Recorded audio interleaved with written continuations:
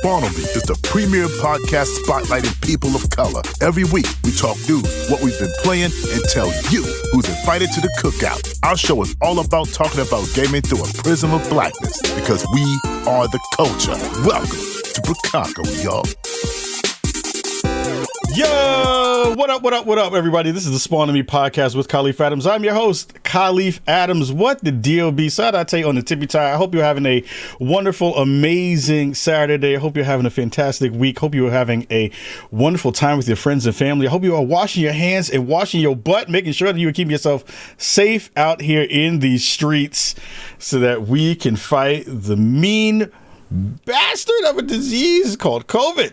Make sure you keep yourselves safe out there. Make sure you're doing a wonderful job keeping your friends and family safe. Yo, what the deal be? It's been a fantastic week. I have had a roller coaster of a week in terms of the job hunt. The job hunt has been massive. I have seen and spoken to many people about my skills and accomplishments, and they have looked at me and been like, nah, son. And I've been like, yo, that's messed up. I've been like, yo, I got other stuff I can do too, but we'll figure it out. But it's been great. I've learned a lot about myself. I've learned that I am resilient. I am strong. I am smart.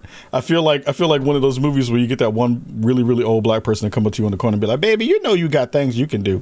You know you talented. You know that there's stuff in this world that I believe in you. Right, baby? And I'll be like, yeah, grandma, I know I got to leave. I know I got to move out. It's okay. I know it's going to happen at some point.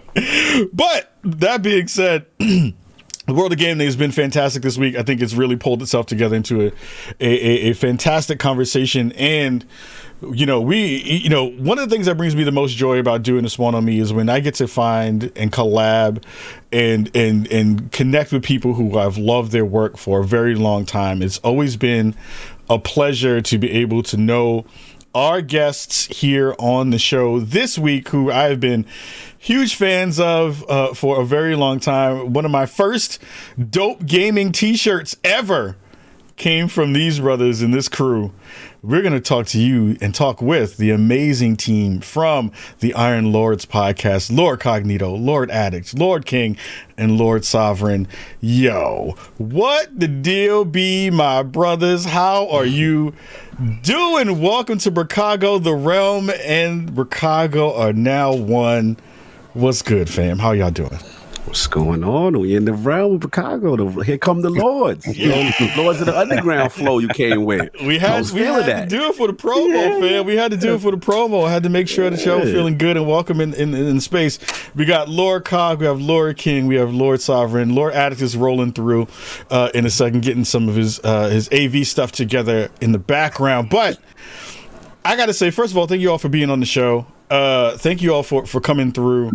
I have been such a big and huge fan of your work for a very long time. I say that there are very few shows on the planet that I continuously listen to and have continuously brought the heat for a very long time. And I think the Iron Lords podcast has been at the upper echelon of all of those conversations for well over what now? How long has the show been in production now at this point? Wow, 7 years. Yeah, 7. 7. Going on 7. Yeah, it's a wild time to see just how big the show has gotten, how fantastic everything has kind of become. I want to talk to King first on this, because King was my first entrance point into the realm. And King, oh my God, King came through. It was like as one E3. I forgot what year it was because I'm bad with years. Probably 2018, right, or 2017? 2018 to 2017, something to that effect. I'm walking into an EA Play event or something like that. Line is stretched across the stratosphere. I'm in the back feeling like I'm in Birmingham, Alabama. Don't know where I'm supposed to be. And I see this brother walk up, and he's rocking, he has like a bunch of shirts on his shoulder. And he looks at me, and I look at him, we catch eyes, and he's like, yo, rock this shirt. That's how I went down. He rolled down on you. I was like, this is the best moment of all time. Like, this is one of those moments where you really do pull through and be like, okay, what is going on right now? What is happening? What is the vibe that's happening right now? And then I got a chance to listen to the show, and I was like, oh, okay. I see the energy that you're coming with. I see the energy of the show that kind of, pulls through you, and then getting a chance to hear the rest of the team. I was like, oh, this is going to be a fun time to listen to this. So I want to hear, King, I want to hear your thoughts about, the essence and kind of the start of this movement. Because for folks who may be new to your show and maybe new to the work that you all have done, when I say movement, I don't say that lightly. I don't say that as like, these are just some cats with some momentum. Y'all got heads of the Xbox, C-suite talking about hold the line in the public sphere. So that's not just a distilled kind of thing. That is a movement when you have a team like that in Brilliant Squad. Give the folks at home a little bit of information about the origins of Iron Lords. Okay, well, thank you so much for remembering that. That specific day, I had, if you'd have saw it from the beginning, you'd have just lost your mind, because I pulled up. That's the yellow Corvette, right, Cog? Yeah, it was definitely when you were showing out. You were stunting on the strip and all that. I remember that. So, all right. So, being the marketing director of IOP, and my background, I used to, be a producer / manager / A&R for Cog and the team. All right. So, I'm gonna give you a huge backstory on that one too. But I come from street team. I come from people putting up posters, handing out flyers. Here's my CD. What's up? I need you to listen to my demo. I come from that guy. I come from the aggressive dude popping the trunk on the car, getting out there in your face. Listen, please listen to me, because I know what I got. I got heat. And if you hear me once, trust me, you're going to bump me all day. And I had that energy. So I persuaded the team for us to get these shirts. So we got the shirts, and this is our first year with our new logo, because we had an initial logo that we could not use because that was from Destiny, right? So we had to, sit there and come up with a whole new logo and everything. And a current founding member of the podcast, but not of what Channel 5 is.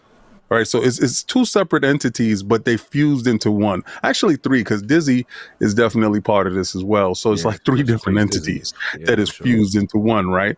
So we came up with the logo, and we had ditched the other logo, and we were super impressed with this logo. And we was like, yo, let's get this out to everybody.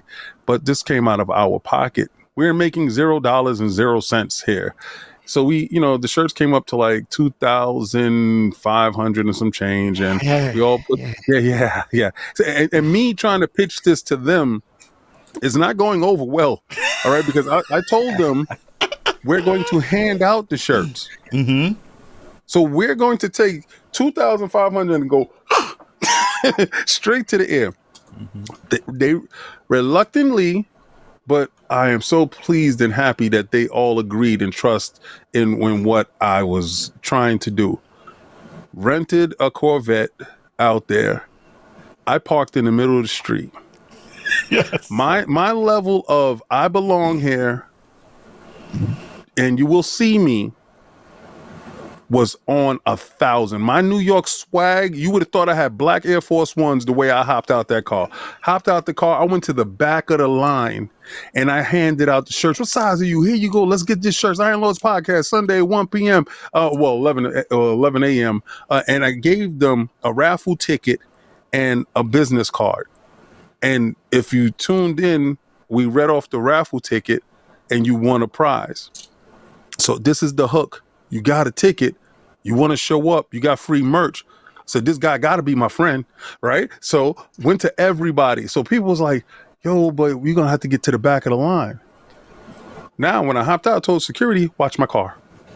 Security's like, oh, all right. Like he must work for these dudes. Right? He must be somebody for all this.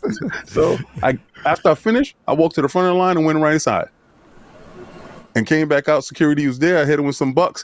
And we pulled out of there. But the essence of Iron Lords Podcast is that same aggressiveness, that same fun, that same fearlessness that you have to exude in order to make it in a space that a lot of people tell you that you don't belong in. We didn't see people of color in our space doing anything like we were doing. We didn't see media that looked like us. You understand? But we were passionate about this thing. I saw my cousin the year before at FanFest on TV. And he was so far away from me, and that's Lord Cognito. He was so far away from me in this foreign land. If something happens to him, and all the stuff that we know about California and all that, Tupac died and all this other stuff, and Biggie and all this other stuff. Well, he died in that or whatever. Anyway, semantics. It's just dangerous. If something happened to him, I'm here. I've always tried to be the protector of him. He's the same way with me, which is really crazy, but he's like a wild pit bull if you attack me. And I said that'll never happen again on this earth. That had nothing to do with the podcast. It had everything to do with being there for him. And Sovereign the same, okay, so y'all a team, we a team, and we're doing this thing. And then AJ, oh, sorry, hold on, let me mute my dog. That's all good. We're doing it live. We're doing it live. Professional podcasting, y'all. That's what we do. All right. So I know AJ through playing Destiny, and that's Lord Attic, and we all merged as one unit, and we started doing the podcasting, and we really started taking it serious. Shout out to Tick. They gave us the rest in peace, Cal. The baton. And I had to teach Cal how to belong. Cal was one of the original Black content creators that showed us that, Black and brown belongs in this space. But when we went to these functions, he got in line like everybody else. And I said, if you want to belong, come with me. We walk right to the front of the line and we go right inside. And he says, well, what gives you this confidence? I said, I see us sipping Mai Tais on the beach someplace. We rub elbows with giants. You rub elbows with giants because you either going to become a giant or you belong. So I said, stop, acting like you don't belong. And we just exude that confidence in we will achieve, but we will achieve this together as a team. So that's what Iron Lords podcast is. That's what that movement is. So if something like Hold the Line pops up, that Hold the Line pops up because of my comrades. That Hold the Line pops up because we bounce off each other and we're able to say, funny things. If you watch the video, Cog is throwing me the oop the whole time. And it is no Cog without me, and there's no me without Cog, and there's no Sovereign without me, and no me without Sovereign, and no Attic. Attic be throwing little needles here and there to keep me going, and that's where the synergy lies. Everybody knows exactly what we're supposed to do, when we're supposed to do it, and how we're supposed to do it, because we respect each other. There's a respect factor that's there, and there's a trust, knowing that, when I shoot him the rock, he gonna score. I don't have to think, I don't have to go out there and be Jordan. Jordan never won without Pippen and the rest of the team. So if anybody thinks, it's all about one person shining, no. You got to remember, in order to shine, somebody had to turn on the light. Somebody had to do something. Somebody had to help out.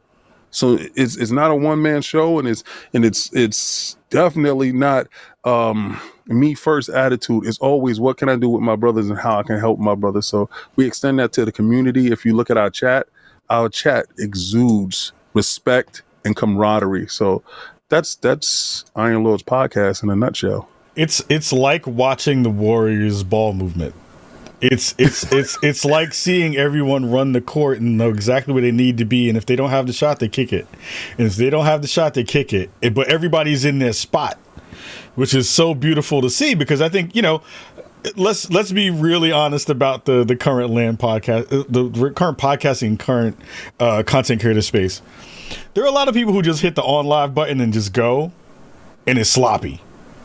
And you know what I mean? And it doesn't have a form. It doesn't have camaraderie. It doesn't have energy. The energy that's prevailing is this, like, we need to say the wildest thing on the planet to get you to listen to us. What I love about your show is that there's a level of nuance and respect across not only, you know, all four of you, but the way you treat your guests and you bring them into the realm.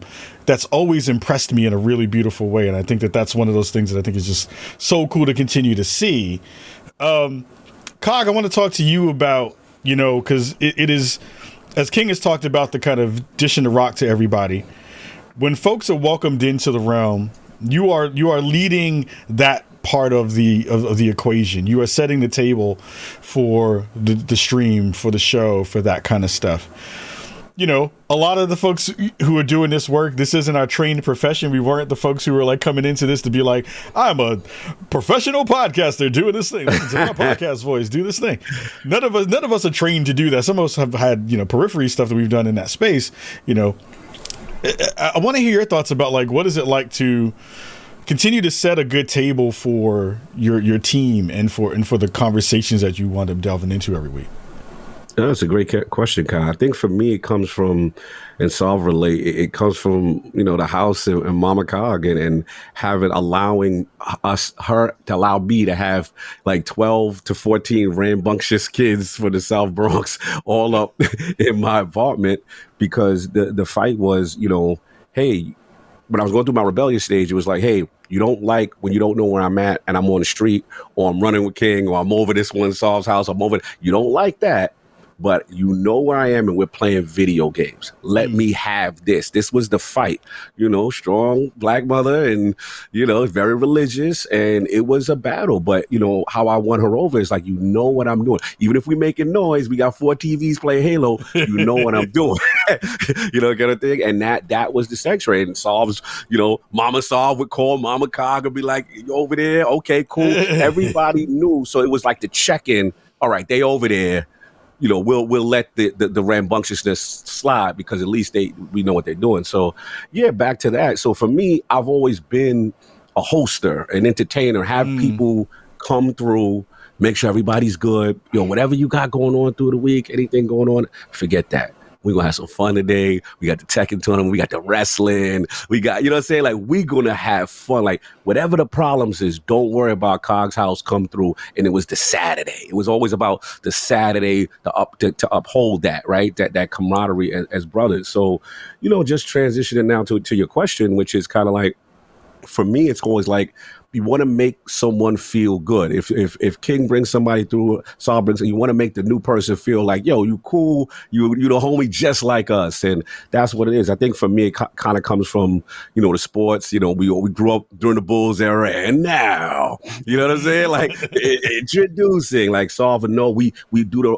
N64 wrestling. We write them. We doing the intros. Like, it was always a production. So I mean, King brought the belt when we used to, you know what I'm saying? Like, he really bought, he still got it. And we do the tournaments, whoever win. So everything is about the show. So for the realm, it's like, yo, we want to celebrate you, and we want to, you know, take the time to learn about your gaming history, because during this time, we thinking we the only ones, you know, going to Japanese imports and doing all this stuff and playing all, like, we thinking and when you bring people on, we hear they story like all over the world, international, German, Sweden, Sweden, or Poland. We had Mods Game, like so many people doing the same thing us, and it was just like that pursuit of video games and the next gen and the arcades, and so that's what it comes from. And the last thing is, you know, I had to fight with my brothers, you know, just like King had to fight with us about marketing, confidence, belonging in the space, right, and investing in yourself. King's like, yo, I see it. For me, I was like, look, I know how loose our mouths could be when it's IOP after dark. I know how our mouth, like, y'all getting a very light version when we could go in. Like, I know. Trust me, these dudes they would not be ready for our mouth, right? So what we say is like, nah, look, we want to celebrate people. We want to celebrate content creators. We also want to have developers on. We want to make sure they feel comfortable, so that anybody, the greatest compliment we've heard is we've had, you know, many developers on, many executives on. They say, you know what? I can listen to y'all in the car with the kids, you know? And hey, even though y'all go long, hey, I'm a trucker going across the state. Y'all got me through the whole shift, bro. Like, I love it when y'all go on. And that's the greatest compliment. So yeah, that's where it kind of comes from, and just, you know, trying to make everybody feel welcome. And like, at the end of the day, we gamers. This is supposed to be fun. You know what I'm saying? So we gotta celebrate and bring people together. I think one of the, and I want to come back to that conversation about confidence, because I think, you know, as a lot of POC folks in this space who've been here for a long period of time, I think we're seeing this interesting transition from what I think of our generation of content creators has been to this newer version, well, not new version, but this new class of content creators who have come up in the space. And when I think of confidence and I think of like silent strength, I think of Sav, right? I think Asav is that cat who's like the dude in the back with the tomes. Mm-hmm. He's like, I will let you plebeians do what you need to do until you mess up, and then I will come through with thine information and blow thine receipts. Yeah, I have the receipts, sir.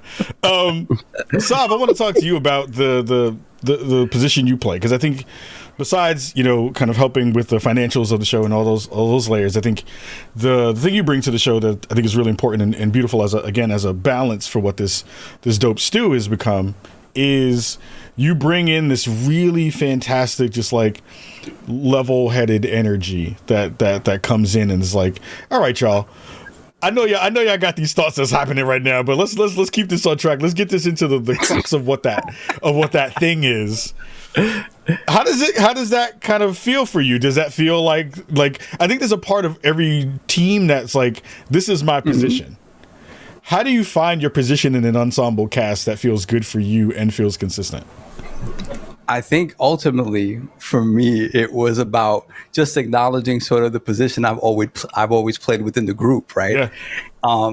And that sort of evolved over years. I was a shy kid, very shy kid, sort of a little bit introverted. And then my relationship early on with Cog kind of took me a little bit out of that shell, right? Because Cog, again, bringing people in, having more people around. So it was like all of a sudden now I'm interacting more with different people, right? And then so that grew my confidence a little bit, right? I was super shy, introverted, your typical sort of, you know, kid to bully on. That was the picture of me, right? So that sort of grouping sort of gave me a little more confidence. I used to get snapped on a lot, right? But what I started to realize was like, I'm smarter than a lot of these kids that are snapping on me. So when I snap on you with things that you don't understand, I got you, right? and all of a sudden I started shutting up the bullies with the snaps a little bit. So it was like, okay, this dude, right? And then, you know, I was a little athletic in that I was pretty decent at baseball. I was pretty decent at the sports that we played in school. So that saved me a little bit too from full on bullying, right?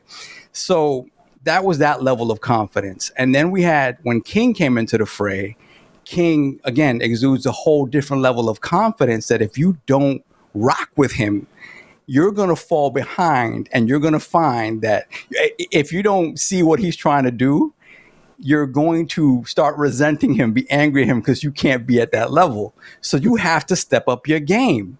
And then it's a back and forth that you learn just naturally, just being in the group. So when I first came onto the podcast, I tried to do exactly what you said, Kyle, which is like, oh, I'm going to be the guy that has all the info and I'm going to shut, and I'm still that dude. Yeah. I just had to find my voice within the grouping, right? And initially I was like, yeah, no, I enjoyed this, I this, that, and the other. And I was very sort of stiff. And the guys were like, be you. Be you. Me and King used to tell me, like, he ain't being himself yet. He's not being himself yet. He's not there yet. And it was just, I can't even remember the moment that it really happened, but it was just like, okay, now I feel completely comfortable. Like King was talking about that, you know, that you don't like you were talking about, Kai, like throwing the rock back and forth. I was like, wait a minute, we've been doing this for 20 years already. This is easy. It's just a matter of forgetting that we're in front of a camera. It was an argument we have. Yeah, it really is. We had an argument and you showed up. We had an argument on the show? On the show, yes. Because Cog and I talked about it afterwards, and we was like, yes, he's here. But it was that day, me and you had an argument, and you it was there. It felt like back when we was playing wrestling. Yeah. It's like... Yeah. And I think that's, so going back to that, and he's 100% right. It was a moment where we had a heated argument, like how we did back in the day, right? But again, it's still all love, but it happened on air, right? And it's like, oh, okay, so this is what we need, where we need to be. And it's just a matter of, okay, now we're grown up. We're not actually mad about this, but it is part of the dynamic that really works well, because again, people are entertained, and on top of that, we're still being informative, right? So it was just a matter of figuring that out and getting comfortable in that once again, because again, before we became a podcast, it had been a while since I'd seen these guys really like in any sort of capacity. Everybody was doing their own life stuff. We hadn't really had a chance to hang out for a long time, right? So it was kind of like getting to know my brothers all over again. And then the same thing, it's kind of reforging that entire sort of camaraderie, which was always, the love was always there, but that back and forth that we had from seeing each other damn near every day just wasn't there. So and then you integrate Addict into it, and it was like, okay, here's the young one. We talked about this a couple of weeks ago. I told Cog and King, I was like, I don't know about this kid, man. He's angry a lot. We're not angry.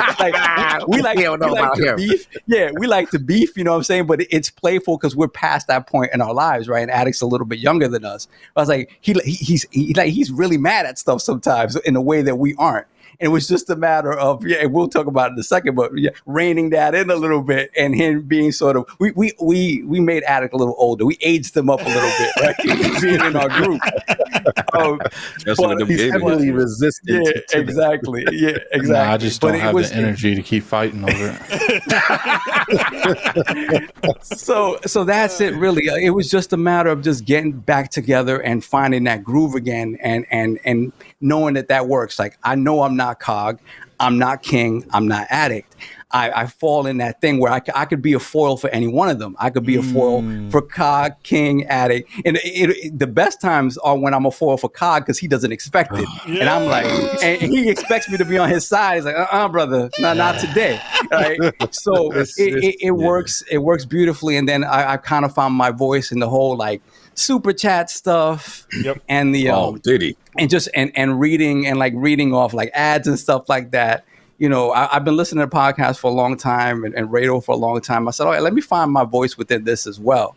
And it's been fun because I throw my little, intonations in there and stuff, little funny stuff. And so far people like it. So I'm glad that I've had the opportunity to sort of grow a little bit in that. But yeah, it just comes from just getting comfortable with my brothers again and just figuring out the secret sauce that it's kind of, you can't really put a definition on it. It just is what it is. Yeah. And thankfully we have it. Kai, he doesn't know the level of anxiety that I get when I know that he's not going to be there. Right? Because but here it is, right? I'm like, okay, I won't say anything because I'm wearing shades and I have poor eyesight. And if they want me to read the super chats, I can do it. But I'm gonna have to put on my glasses, and I keep my glasses on already, right? But Addict be like, I got it. Now, last week, it was a situation, and I was just like, oh, okay. And I'm looking at Cog, and I'm like, if Cog need me to read them, but thank God, a lot of people didn't give a whole bunch of super chats, and we kept it going. But last week was a situation, boy, and I was like, it was the last minute I couldn't be there, and it was man. Yeah, I know these guys suffer when super chats come through because it's like, I throw my, like I said, I throw my little voice on there, whatever. And it's hard, and it's also hard when you're doing other parts in the podcast for these guys to now have to pay attention to the super chats. It's tough. So when I read super chats, they just get what they get. But that leads directly into what I wanted to talk about with you, Addict. I think Addict, when I think of you in this grouping of dope folks, I think of you as like a rogue in a Bethesda game where you roll up on somebody, you sneak up behind them, and you get that little prompt that says pickpocket, and then you hit the pickpocket button, and either you leave a bomb or you leave a note in their pocket, and then they just walk away. Because it'll be this really interesting mix of what you bring to the table. Will be either like something that was like amazingly profound that nobody else was really kind of thinking about in the mix, or you'll say a thing that will blow up the entire conversation for at least 15 minutes. And it'll be like, what are we trying to figure out here? What was he going to do? I think I love the kind of controlled chaos that you bring to the show, which I think is always needed. You need a wild card in every group. People think my middle name is James, but it's actually Chaos. Most of the time, 9 times out of 10, it's me versus them. So. But I love the fact that you're not afraid to take on that role in the squad, and you do it lovingly, right? It feels like it's a role. I don't think it's a role because I know people who are just like that, who are like, yo, well, look, I'm not a contrarian. This is just me saying what I'm feeling in the way that I need to say it. How do you feel like that also brings a really important dynamic to the show too?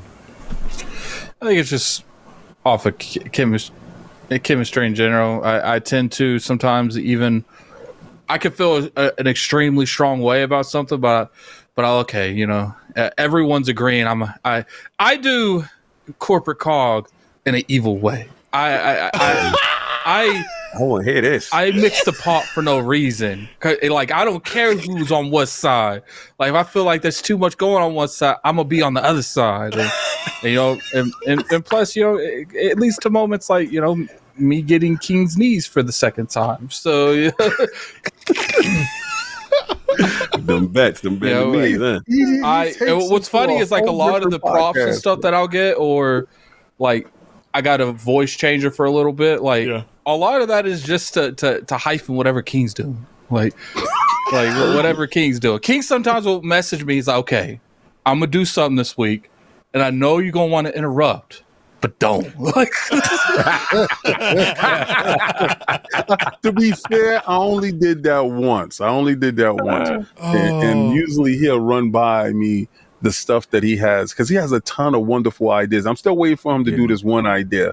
I'm still waiting for this idea to pop up, and I don't want to take the cat out the bag. The problem with the idea is I have to be in charge of OBS, and that will give too much of a headache to a cog if I had to do all that in the background, because he wouldn't know where. Because there's a chance that what I do will shut the stream down. So, and I don't think Cog's willing to let us have our enjoyment.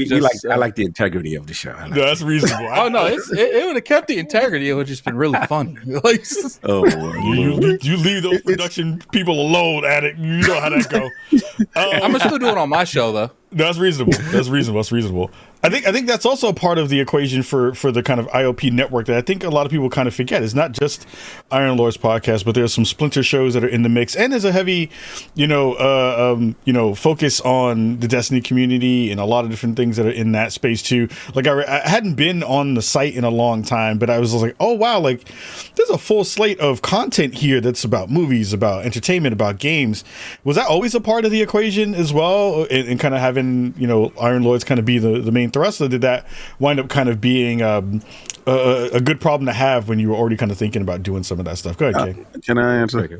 Because I know Corporate Cog was ready to do his Corporate Cog 1 2. Go ahead, bro. What I notice is, and this is what we all brought to the table when we would be at Cog's house. Everybody had diverse interests, and though in those diverse interests, sometimes we splinter off into little groups, and in those little groups we have different stories. We all come from the same plant, but we have different stories to tell with each and every last one of us. Like Sovereign was saying that he was a little bit introverted, and when he and I started hanging out, because me and him, we splintered off into our own thing. We at one time we was colleagues working in the same company, but we would splinter off and go on little adventures, right? And these are separate adventures from whatever's going on with the group. Right? That's what we call it. Adventures. Check King's timeline if you want context. So we would do that.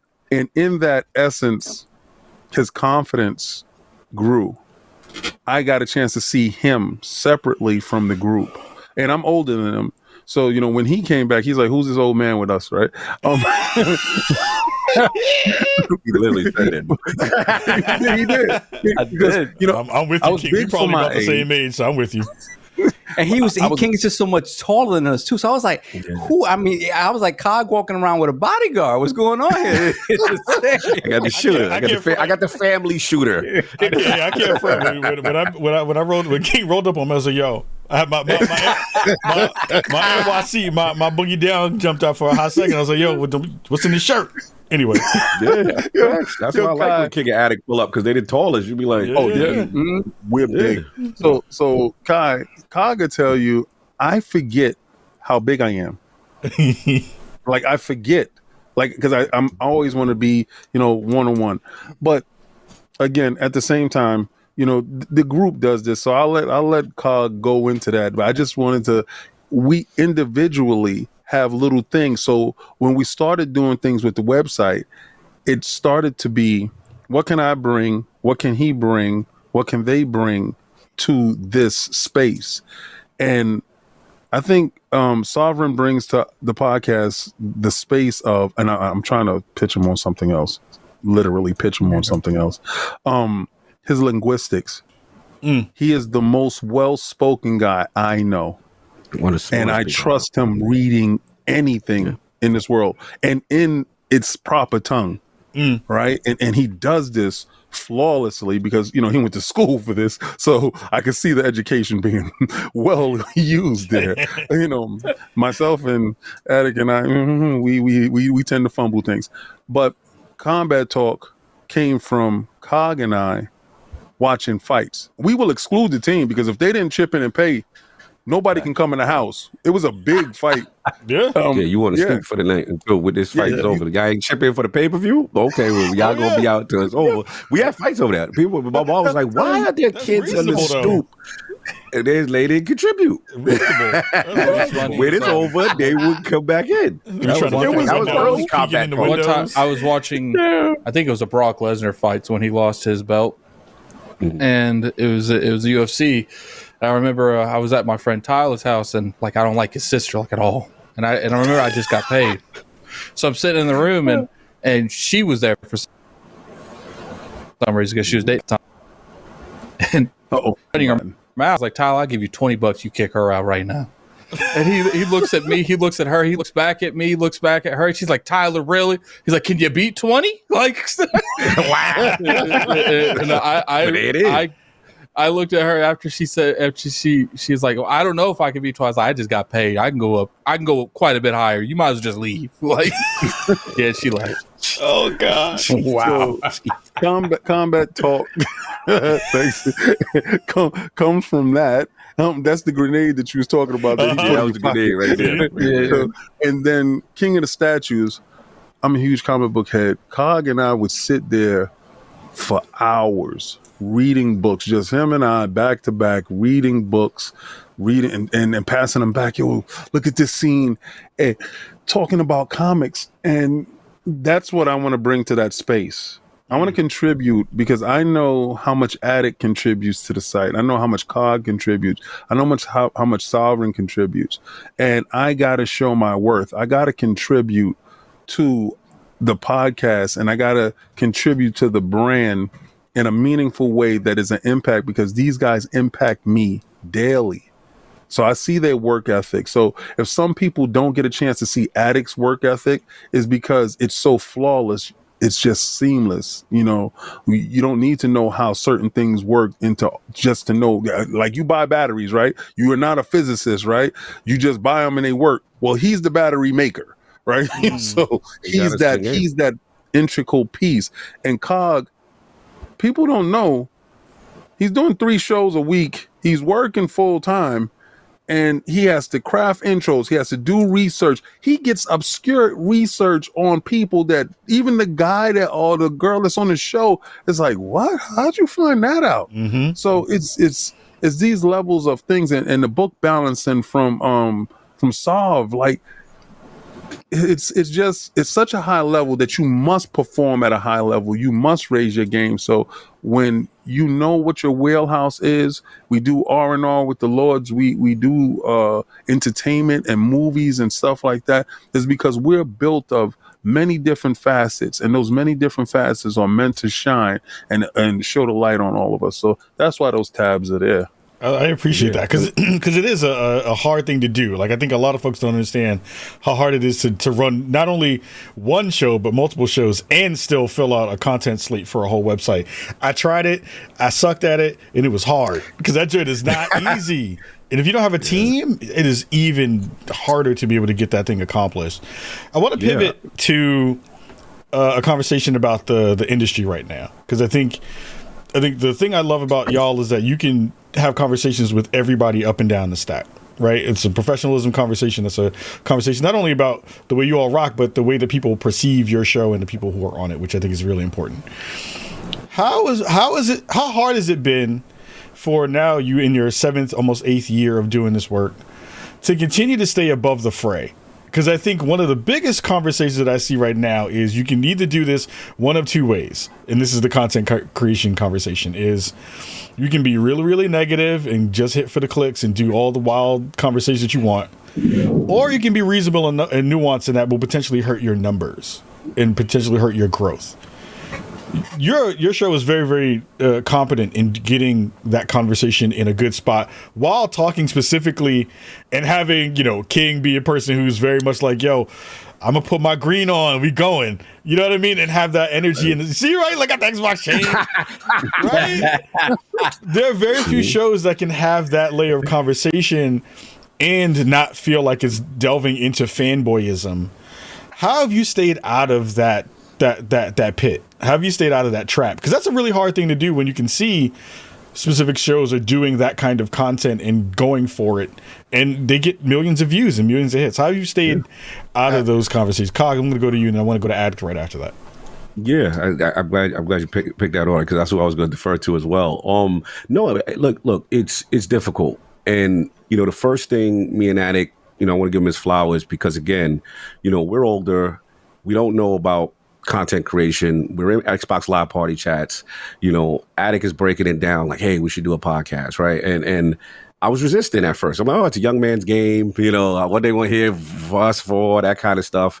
And after the passion for gaming, the passion for Destiny at the time, and we started it, and I started to slowly get the fever for it. Started to slowly realize, okay, I enjoy this. This is fun. You host for now, that kind of thing. And then slowly but surely I got my confidence up and I started to kind of grow into it. But to your point, as we're growing, and then obviously, I get Solve on as a guest, and then we get King on as a guest, and it's just family. It's just, okay, it's that reunion. It's Voltron coming together. This is how it was back in the house. And now, it's just super dope. But talking with Attic, I was starting to realize, like, okay, how are other people in the space doing this? Like, how are they, what's the examples? He would tell me, there would be examples. I don't know if he want me to say the word, but I'm like, what's crumb side? What does that mean? What does, what I'm saying? Like, so basically he's giving me the whole playbook of the game and how, you have these type of content. I'm like, damn, those really got channel just talk about other dudes for all day, just disrespectful like that.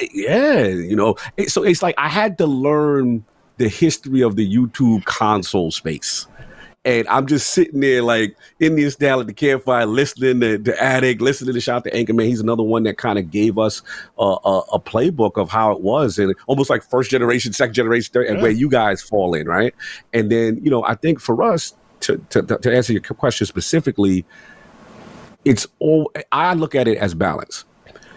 We're always going to be entertaining. I think that's something that because all of us are naturally friends. All of us hang out together. We do stuff together. We are not put together. Like all of us. Addict flies in New York. We go out. We go to show everything.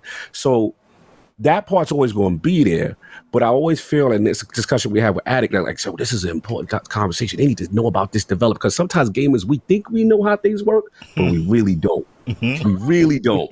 And sometimes you got to get those people on. And I remember conversations like me and Attic are turn-based guys, right? And we're like, yo, this is a dope developer. He's agreeing to come on the show. And we're like, yo, but the numbers probably in the game. So it became kind of like giving people their vegetables sometimes in the beginning. You know what I'm saying? And letting them. And then like, this show's going to be really cool for us. but the views will be trash. And we'll know that the numbers are not going to be necessarily great, but we understand for the culture and how important it is. Whether at King, remember, we had an eye doctor on. We debuted Hold Law. We debuted a lot of people that we like, yo, this person or this content creator or this developer is very important in the space, and people should know about this. And you sometimes going to take that view hit. You're going to take that view count hit. But the key is, I just feel like don't give up on that vision and still be ourselves. And then what has happened is, and King could have tuned to this, there was a period where it was about, okay, get the big guest, right? That'll get you the number. And then we evolved to the point where people were like, yo, we really love y'all sometimes, when it's just y'all, right? And that was also cool too. So it's that balance. That's what I'm saying. But I defer to Attic for the rest, because he's the one that really educated me in the space. I think it's just all about who we ended up turning out to be. You know, we all have personas on here, but you know, our personas is just us hyped up. That's all it is. And and when you see us in real life, that's what we get. Like, I literally just went to a gas station. I was on the phone calling, and someone was like, "Are you Lord Attic from IOP?" And I'm like, man, can this not happen in my hometown at a gas station? Like, you see this? Yeah, you heard you guys called. Like, he heard it going down, and it's just like, it's not that we deliberately tried to be to the left or to the right.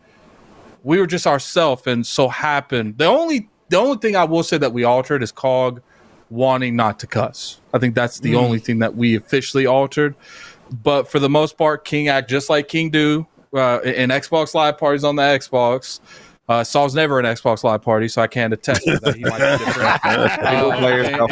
And Cog act just like that same thing. It's just like, but the thing is like, people get this weird concept that you can't be critical without being disrespectful. And I've never understood that mindset, because it's like, we could literally say the same thing and it comes out two entirely different ways. It just depends on how the perception is and the way you actually do it. And it's just like, I know, I get it. Even to this day, there is like, concerns on, are we going to get blacklisted from X or X? And it's just like, we're respectful. And if people want to blacklist us over our opinions on your product, then you make a better product, or we just can't work with you in that point at all. Because it's like, no amount of bag is worth their integrity. We might joke around. I might sit there and say, I've been working my whole life to get bought. But, if Nintendo literally came up to me and was like, I want you to talk positive about Breath of the Wild, never say nothing negative, it just wouldn't, because it wouldn't feel right, because that's not Addict anymore. That's a fake personality. How much is the bag, with the C? Right? That's Addict with the C. But how much is me and King? Me and King on Team Marketing. We like, so how much you talking about? I might have to talk nice. I'll put some Nintendo toes. You got that croc deal by yourself, sir. And let me expound on that croc deal. Where's my croc deal? Let me finish before you go on this attack and Cog thing. When me and Cog first came up with the foundations of IOP, it was always, no matter how much bigger we're going to get, we're always going to pull people up. And my biggest focus, and so is Cog's, is like, if we get to a certain point, my dream is to being able to, if I like an indie game and I co-sign it, we automatically captivate that person, that dev team, where they can just make a sequel. Because, our energy into that game just got all these thousands of people to try the game out. Because at the end of the day, we could talk about the influencers who needs, who doesn't get enough shine. Because I do think there's a lot of people, Fame over at Level 1 Gaming. I literally delayed my podcast 30 minutes every week, because it used to be at 5. And I remember it would be like 5:30, it would be like 6:30. And I'm like, well, Fame's at 7. I'm not figuring out a way to extend this 30 minutes. So I talked to my co-host. I'm like, Dirt, how would you say we go at 5:30?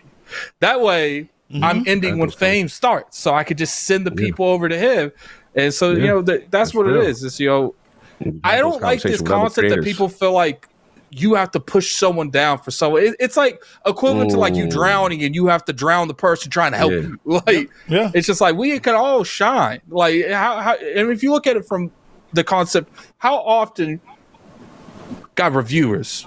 You got the ACGs, the skill ups. We watch them all. Yeah. Like, it's not like one is all. The one ream fits them all. Like, and that's the biggest thing. It's like I wanted IOP to be a vessel to fill other people's boats up as we go along. And you know, we even when we have big shows, obviously we need, you know, big personalities in those industries. Like if we have like an Xbox show, we need some good Xbox influencers because that's just how it is. You know, you need those big people because they're going to bring it in the viewership. But me and Carl, we always have, okay, what's some smaller people that need a shine? And we always try to switch it up every year. I think one of the coolest things about you saying that and sharing those thoughts, and thank you for that, Addict, is that it is this like professional courtesy, right? Where it's like fame is coming up at this point. We want to give them a space to shine. We know we have a good set of folks who come to see our stuff. Maybe they will be able to kind of translate to those spaces too, to kind of spread the love around. I think before we go to a quick break and before we pivot, because I want to talk to you both about, I want to talk to all of you about some stuff that you're really excited about for the next, you know, upcoming games. And I do want to talk about the new Call of Duty information that just dropped a couple days ago. I thought that was hilarious, and I want to get your takes on it. Is at this point, you've had some of the biggest names on the planet in the video game space on your show. Who is somebody that you're still like looking at in that bucket list of guests that you're like, man, we haven't gotten X person yet on the show? No, I'll be shooting my shot all the time. I'll be on Twitter constantly tagging people, saying you need to come on. I got no problem. Who's yours, Addict? I've took shots at Atlanta Pierce. You know, there's quite a Young A was one of them.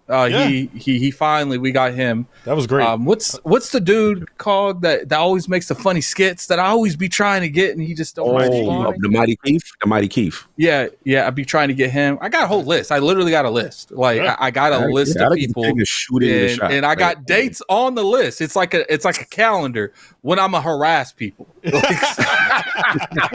Because I gotta spread them out. I can't be looked at like, oh, that's that dude just tags me and everything. No, you get your tag now. In about 6 months, you're gonna get another tag. That's how we got certain influencers in the industry. Like sooner or later, because it's not about a matter. A lot of people, you know, it's hard not to take it personally when they don't respond to an email. They don't, respond to, you know, my tagging. Because now we got the IOP community, so I got a little bit of force, man. I just send them after you. Sooner or later, you're gonna get the point.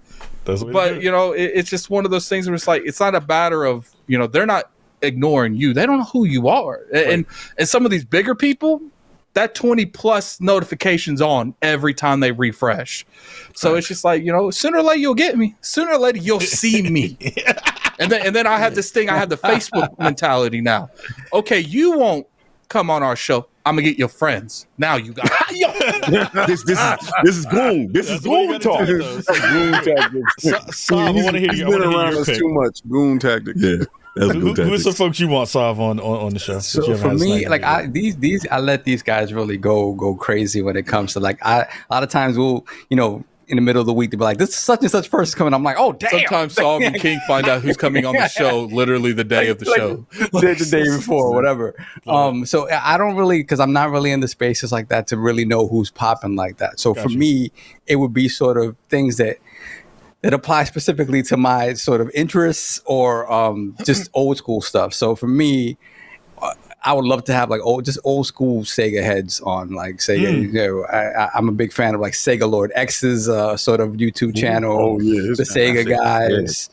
And if any old Sega execs sort of be able to come on and talk about that we always be talking about. What's that fighter dude? Maximilian. The fighter dude. Oh, Max. I like to get him too.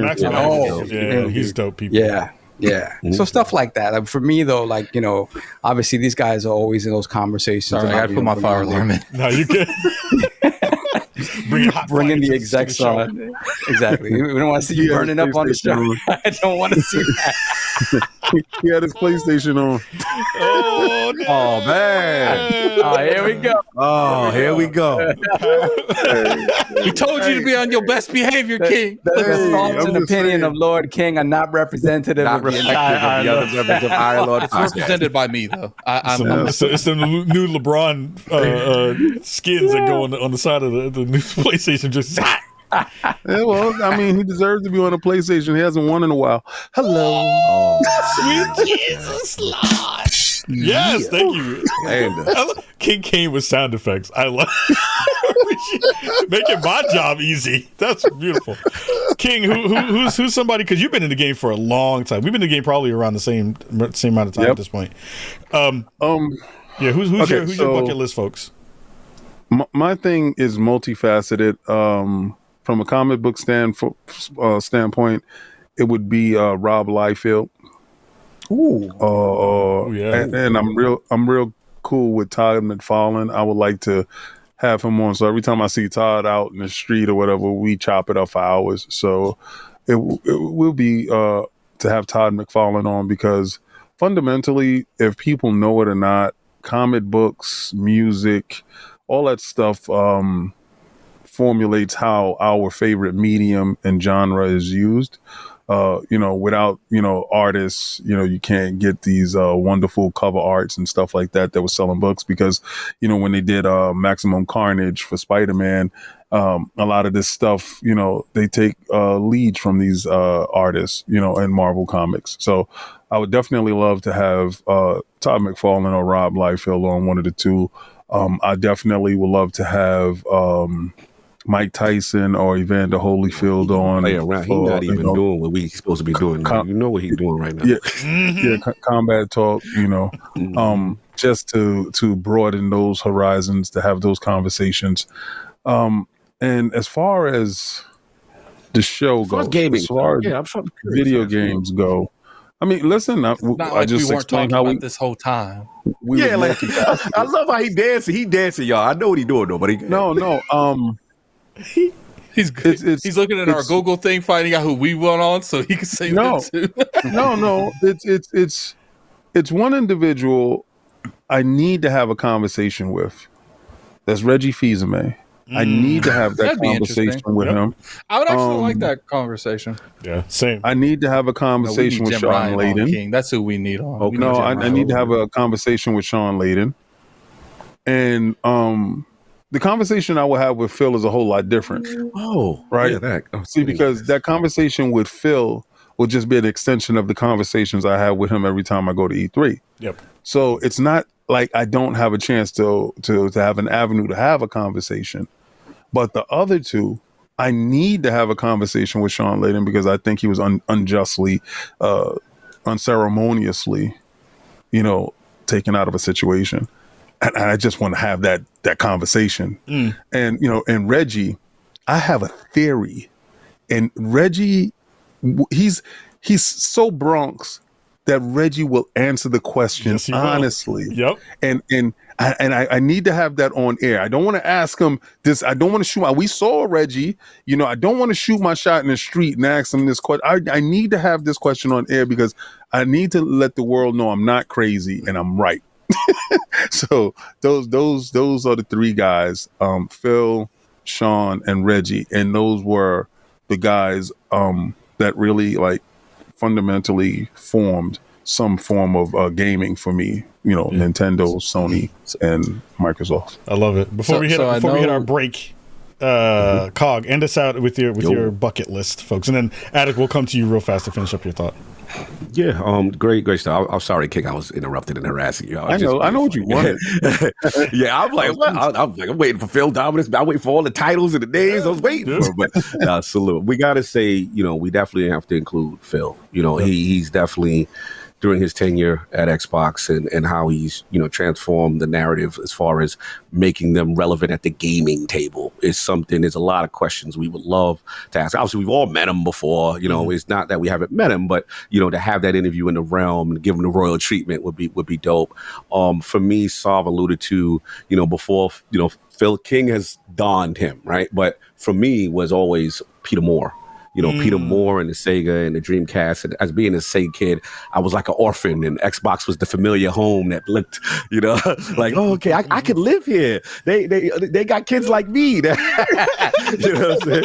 So that's how Xbox is to me. Shout out to the cops going by. I apologize. I live next to a firehouse, but that's just what the early OG Xbox felt like. It just felt familiar to control, and then we know about the organic history with the Dreamcast, Windows CE in the box, stuff like that. The third one is obscure because I've already had Jake Solomon, which was a huge bucket list from me and Addict as turn-based guys. But this one, I don't think I ever said it.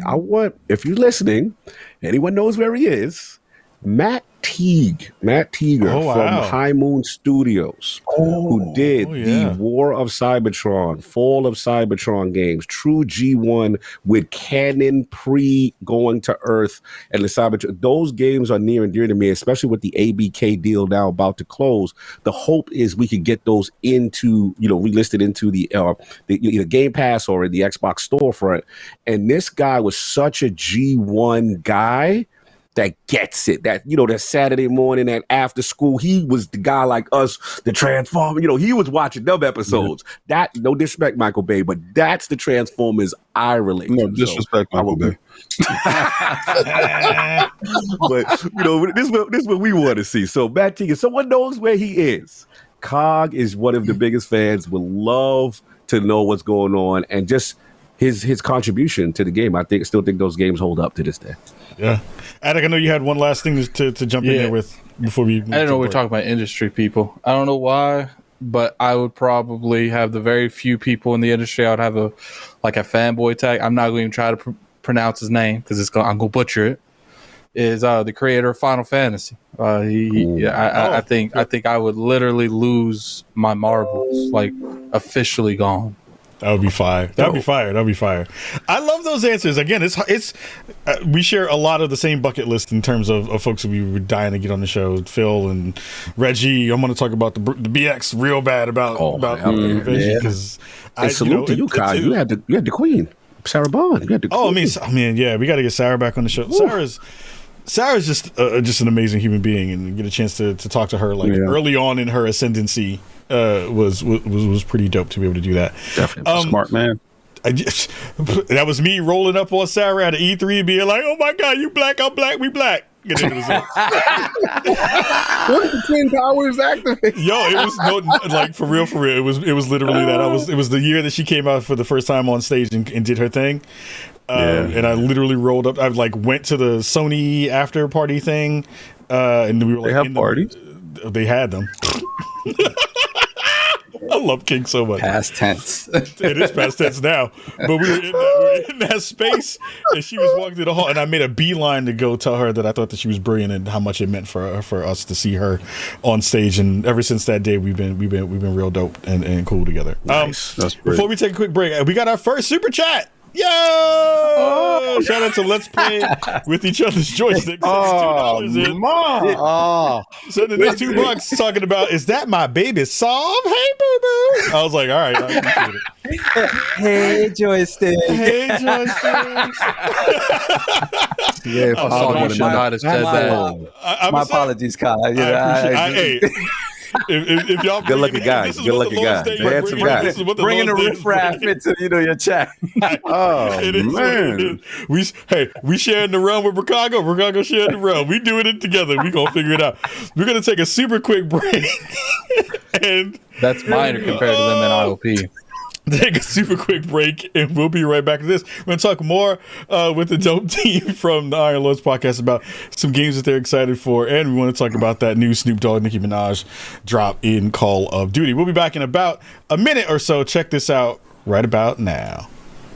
Hey everybody, Khalif here from the Spawn on Me podcast. Hey, we have been in the market for new PCs for a long time, and for our 10th year anniversary, the wonderful folks from NZXT have partnered with us in a collab to be our hardware sponsors. So, if you are looking for a new PC to stream or to game in the best way possible, go check out nzxt.co/SpawnOnMeBLD, and you'll be able to find a perfect PC for you, whether that be the Player 1 machine, Player 2 machine, or Player 3 machine. machines, the ones that we're rocking for our new studio build.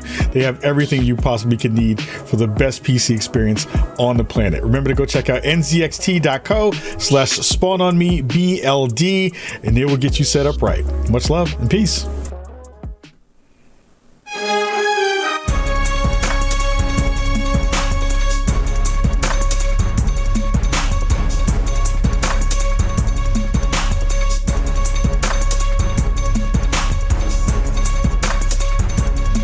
Yo, we are back from our break, and we are rocking with the Iron Lords. All of the team is here assembled and making it dope. I like the overlays. I ain't gonna lie.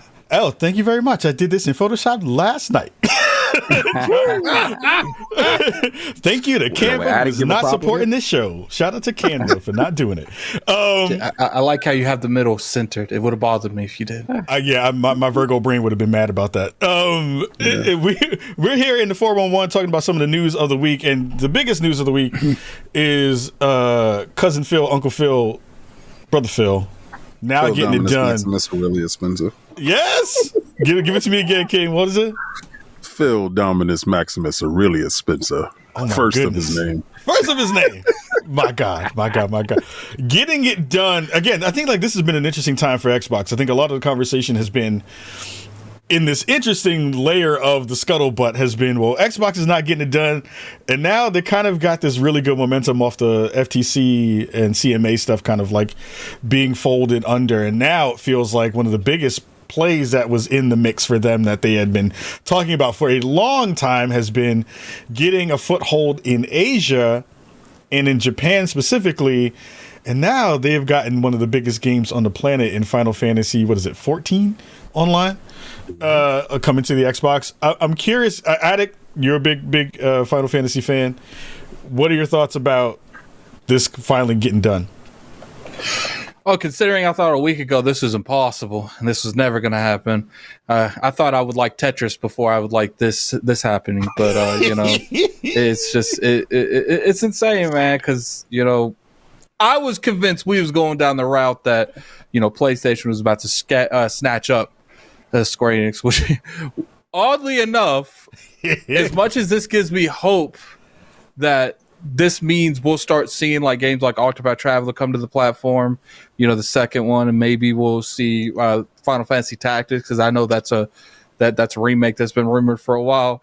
It also makes me think Sony looking at this, yeah, we ain't doing this. They too friendly in that picture. Jen, pick up the phone, go over there, just snatch them up. Tell them they moving. It's what are y'all doing over there? You can't be over there. I mean, look at that picture. If I was Sony, I'd be scared of that picture. I mean, it does kind of lean into one of the things that was a pillar for the Sony camp, was to figure out this is a thing that we know fits our audience, is something that they have understood to be, one of our main games that we promote and push out. Sav, I'm curious to hear your thoughts about some of this too. I think the now energy that's in that space of what does this mean for the entire team? Any thoughts about them getting this Final Fantasy game finally? Yeah, I mean, shout out to Phil for doing the work, and they called it out as well. Also, the team over at Square Enix has said this is because of him. The work that he's gone over there to sort of reforge that relationship that was sort of broken after the 360 generation, and just sort of kind of during the Xbox One generation, it just wasn't really there, apart from 13, right, or something like that. So and then 15. So honestly, it's shout out to them. Shout out to Phil for going out there, doing that work, forging that relationship. And obviously the way he's spoken, there are more things in the works. So to me, this is a boss move, right? It's kind of up there on almost at the level of putting MLB The Show on Game Pass, right? Yeah. So that pushes me to my next thought. Is there's been no talk about whether this game is coming to Game Pass. It's coming to the platform. Didn't say Game Pass. Game Pass is the baller move, right? Beyond all else, you put this on Game Pass. Now you're putting it in front of however millions of people that may not have had access to it before. And now, if that happens, now the argument is, okay, what, now that's when Sony, to me, that's when Sony should get nervous, right? Mm-hmm. The game coming to PlayStation, to Xbox proper is okay. It should have happened a long time ago. Sure. That is fantastic. It should grow the player base. It going to Game Pass is where I think you look at it and be like, wait, the relationship's too cozy. Like Addict said, Jim is going to jump on a plane and try to put this ring on it real quick. So I'm excited for it because, again, it was something that it was work that we as sort of observers of the industry were like, why is this relationship like this? Why does it feel like, Xbox is the stepchild and PlayStation gets all the hot good toys and we get the GoBots and we get the second hand. Oh, not the GoBot. Not the Scooter 1 and the Leader 1. Scooter 1, Leader 1. Just to clarify, Final Fantasy 14, you do get up to level 60 for free. So for free, right? It's past that you have to pay the subscription. You have to pay. So it's to me it's that, right? If that is part of the equation in the conversation, then this deal is even greater than it perceives to be right now. So. Yeah. I'm excited for it. I really am. It's I'm not gonna jump in there and play this MMO. I'm not, but I'm excited for the people that have been waiting for it because they want to play on Xbox for achievements and things of that nature, and just they like the ecosystem of Xbox. And hey, again, if it opens the door to other stuff, us finally getting on the Xbox side, the remake of Final Fantasy 7, 16 somewhere down the line, and brand new games down the line. That's the important thing, right? So we'll see if this is what opens that door. But exciting nonetheless. Shout out to Phil. Shout out to Phil. I have to ask King because I feel like with every Xbox win, King's Infinity Gauntlet just gets bigger. and it adds new stones. Yeah, it adds stones that we didn't even know were stones before. We got the Phil stone in the joint. We got the Japan stone. He needs two gauntlets, really. Double gauntlet. Put the crowd out. This is what I'm talking about. He's got the Infinity Gauntlet. My crown has stones. we got to go to the single shot for this one. We got to go to the single shot for this one. All in it, I just want everybody to know. Speak to it, King. This one right here was Final Fantasy. Where's that right here? The blue one for Sony. We did that to you. We did that to you. Oh, he got the summons. Addict, we in trouble. You know what, King? There's another empty socket in the back for PlayStation when they buy that. They have no idea. It's when I saw this, I immediately said, I know exactly who Phil is. He's the reincarnation of Rocky Marciano. Oh, man. I got to hear this one now. All right. I need to hear the breakdown on the Rocky. When you look at Rocky Marciano, he doesn't look like an imposing figure. Rocky Marciano looked like Joe Schmo. Rocky Marciano had a smile. Yeah, he just had a smile of him. Right. Shout out to Grind My Gears. I remember the first year that we started, and I endorsed Phil, and he told me he's too nice. He'll never make it. He's not gonna fix Xbox. And it's like 7 years later, where are you, bro? Because I really need to have a conversation with you. Shout out to Grind My Gears. I really need to have a conversation with you because I told you my man was that guy. He's him. He's him. Rocky Marciano went his whole career being a gentleman. He doesn't have the longest reach. He's short. Every guy that he was fighting was taller, was more muscular. Rocky Marciano didn't have the most imposing body, but what he did have was a 49-0 record. That means everybody that stepped in that ring did not make it out perfectly. They left out, and he made it out with his perfect O. He retired that way, and to this day, Rocky Marciano exudes that indomitable spirit. He was fighting Jersey Joe Wilcock, and Jersey Joe Wilcock was beating the stuffing out of him. He cracked his nose, split it straight up the middle, and the fight had to end. Phil, by hook or crook, by any means necessary, is going to achieve what I believe is his ultimate goal. to be the greatest CEO in Xbox history. He's giving Peter Moore a run for his dollar right now, because at this time, Peter Moore is Muhammad Ali. Yeah. And he's giving him a run. This deal here, and the fact that they're crediting Phil has went to Japan and got all the Yakuza games. Phil has went to Japan and came back with a studio. This man, if this gets done, and I believe this is a prelude to a bigger thing, because it's a new CEO, and I think the old CEO had the thought process of, we won't never sell to a foreigner. And those deals was on the table, and they came back and was like, okay, remember what we was talking about? It was like, no, the price raised. The brick ain't the same price. Like, oh man, yesterday's price. So that's when those price, right? That's when those talks broke down. That's how ABK thing happened. But we got a chance to peek inside the books when we saw a completed folder. They had a dossier on Square. And then this deal comes up. So I think it's more, and they said more things to come. I think this is the part where the wall is starting to break down, starting to chip. And Sony, you didn't like her like that. You didn't wife her like that. And we gonna put a ring on her. We gonna take her to prom. She with us now. We gonna walk out in the street with her and show her off. Cause you thought you was gonna get it for free for a long time. Nah, we here. We got that bank. I like how King literally just broke down my prom. It was like, yo, they go Kyle with no corsage on his girl's wrist. Looking like a yo, you couldn't afford a corsage, son. You suck. Yo, you whack, B. Yo, I got to live for my mom. Yo, we in the limo. We in the stretch.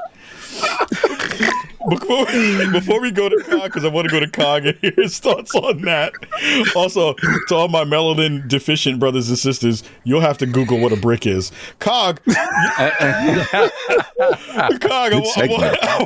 want you to talk to me about the way you feel this deal went. And I want you to piggyback off of King's point, because I think there is a conversation here that is worthy of talking to about the ascendancy of Phil doing his work in this way. But I feel like when Phil took over, the brand was not in a great spot, and now we are seeing over the past almost, how long now has it been? Probably a decade, almost closing on a decade. How that is translated, and now we're kind of seeing the culmination of that with this deal. Your thoughts, Cog, about what this means for the brand and for Phil's kind of legacy. Yeah, I mean, I think King is correct as far as legacy is concerned. I mean, I see a lot of narrative as to why, people don't understand that are not in the ecosystem. Why is Phil revered? Why? I don't understand the reverence that Xbox fans, give him. And I think these are the type of examples that over time kind of rebuilding the culture around the Xbox brand and showing a seriousness of commitment to video games. Because there was a time during the Xbox One generation where people were uncertain if they were even committed. I remember, the talks about, are they going to still invest in Xbox? We know Microsoft as a whole is great, right? But we weren't sure that this part of the company was going to be something that, that they were going to stay dedicated to. And we've seen through his tenure, whether it be through Game Pass, as far as hardware. And then obviously, to me, the turnaround was what I call the 2018 draft class. You actually now invest in them rookies, that farm system. You go out and you get the studios, the NXIs, the Compulsions, the Obsidians, obviously the Bethesda. And I think to King's point, where it becomes smashes is when you get the Bethesdas, the ZeniMaxes, and then you're close to finalizing ABK. And then me and Solve had the conversation about, we grew up Sega kids. We love Japanese games, and Sega's near and dear to us to break down these walls that historically Xbox has just not been able to crack. And let's be honest, we've all thrown in the white flag on certain territories like that. It's just never going to be that. But the vehicle that he has created through Game Pass has now made it both attractive to developers and as well as Microsoft brass, right? To say this is a vehicle, because look, at the end of the day, this is a business. These are corporations. If you can find a way to make money And Game Pass being the vehicle, and they pivoted in this direction, is tremendous. And as far as this deal is concerned, it's symbolic, because Final Fantasy, we know, has historically missed the platform. It's been synonymous with Sony and Nintendo. You know, we know about exclusivity deals and things of that nature, and Xbox players kind of feeling like second-class citizens sometimes, where you're not sure if the port is going to come to your platform. These are the kind of moves, in conjunction with Atlas and things like that, that give confidence. And also, it's a follow-through on his word, things that he said that he was going to do. So we have to give him that. Look, I'm always going to be Peter Moore to the death, but it's getting harder each year to say. To me now, my only excuse that I'm holding on for dear life is like, I'll be honest, I'll probably bend the knee to King this year if Starfield, all I said is just now, Peter had the games. Sure. You can't deny that in his era, the games were top notch during the Xbox first party as well as the third party deals. All we need now is the class of 2018 that Phil brought in to deliver. So, and also now Starfield and things that they start becoming high 80s, 90 Metacritics. The conversation changed. Now we're talking GOAT talk as far as the Xbox brand, him revitalizing this. And I've always been, because King saw it before me. He was like, nah, don't get fooled by the quiet, nice. That man's a killer. He's a beast. And in business, look at that picture on your screen.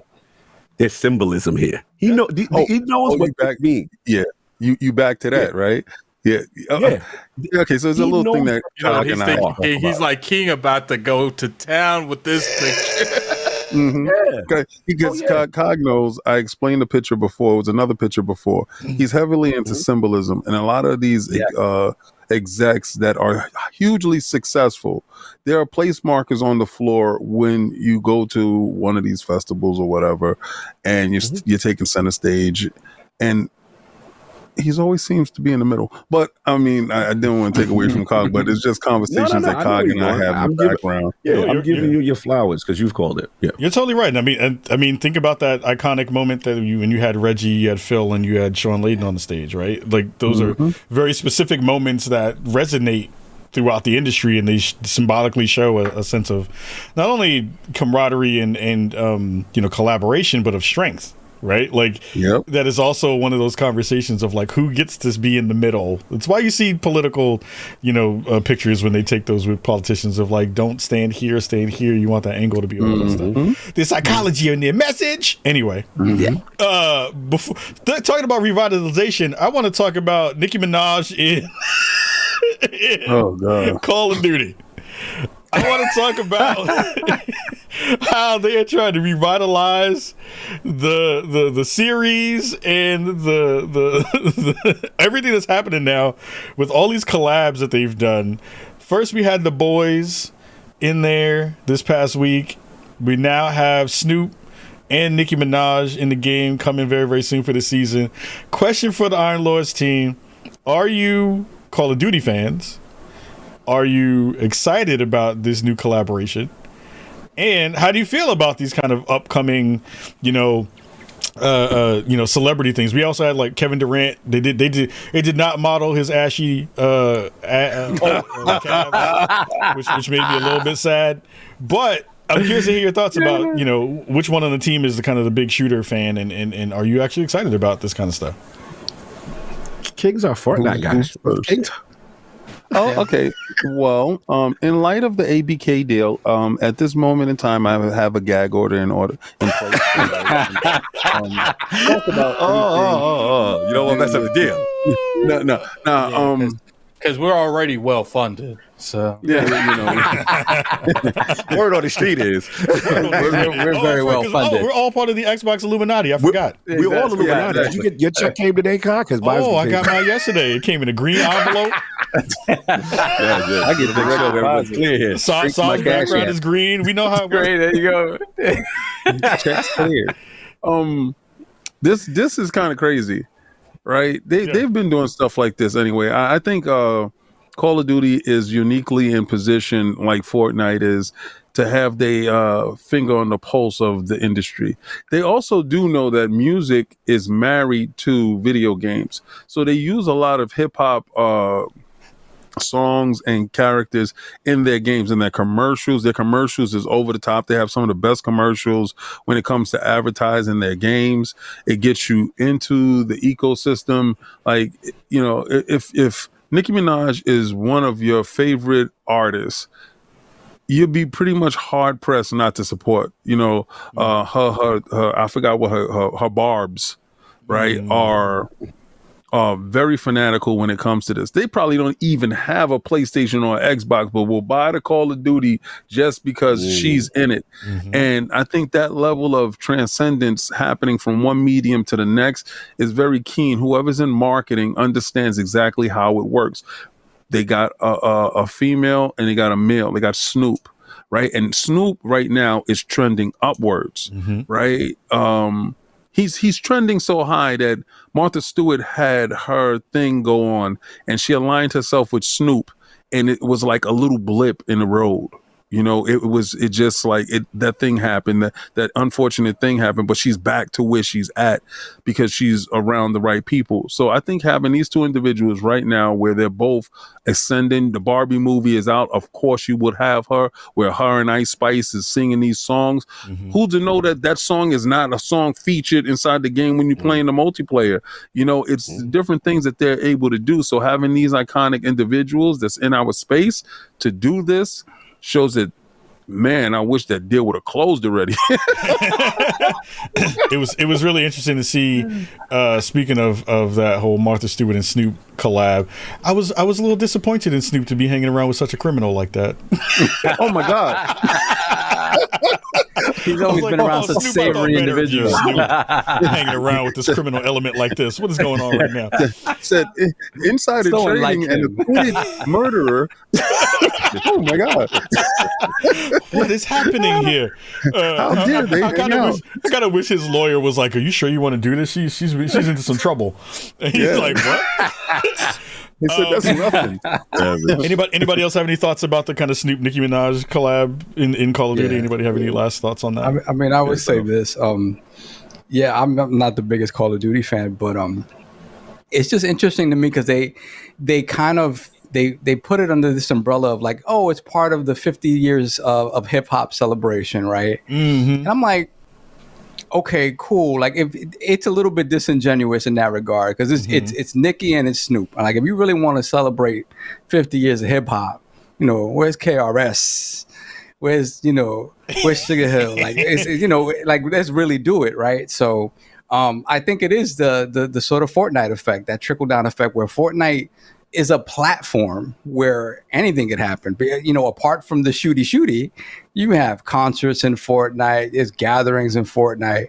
And I think COD sees that and they're like, well, okay, how do we grow to that, to become that, right? And doing these type of collaborations is going to get them there, right? So I don't know how Warzone sort of evolves, because the game from year to year, right, whatever multiplayer suite you get with whatever brand new game isn't going to be that. Right. But Warzone is the place for it to grow into the Fortnite competitor, right? And it's already doing amazing in that space. It's not the social space that Fortnite is just yet.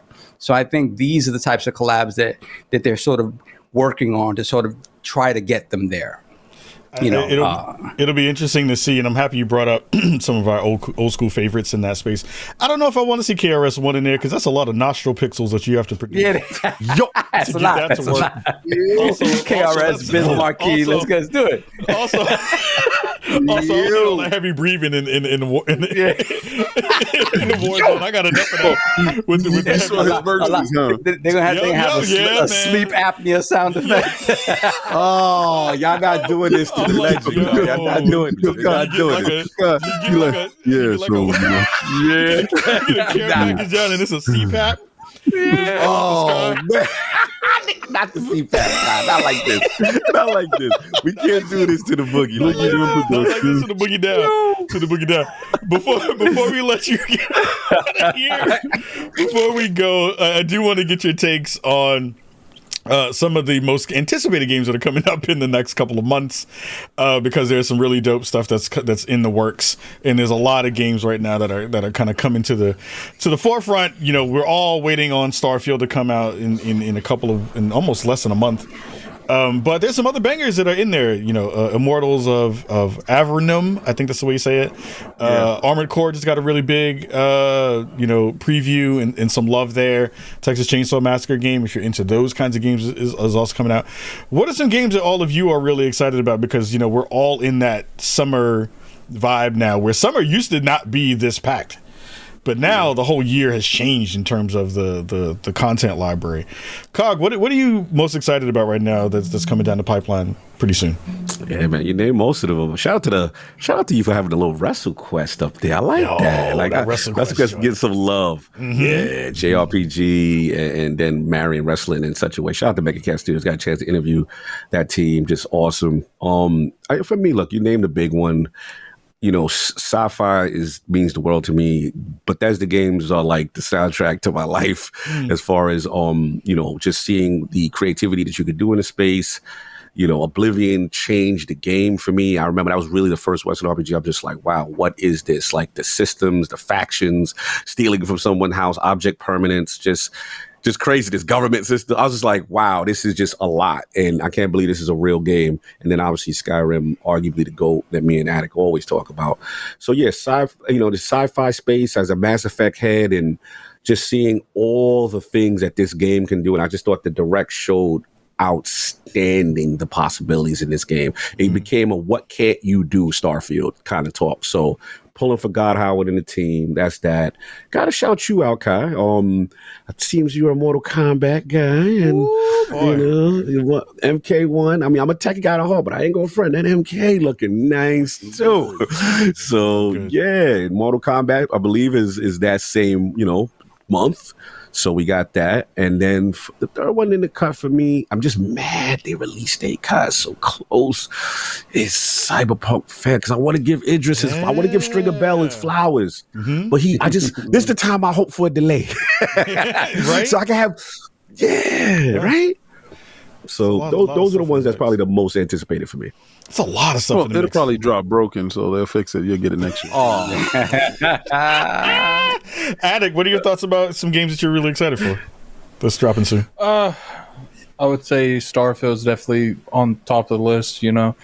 I was saying on the Attic show last week, I would say 700-800 hours in Fallout 3. I would say I have that about the same in Fallout New Vegas, and I know Obsidian made that game.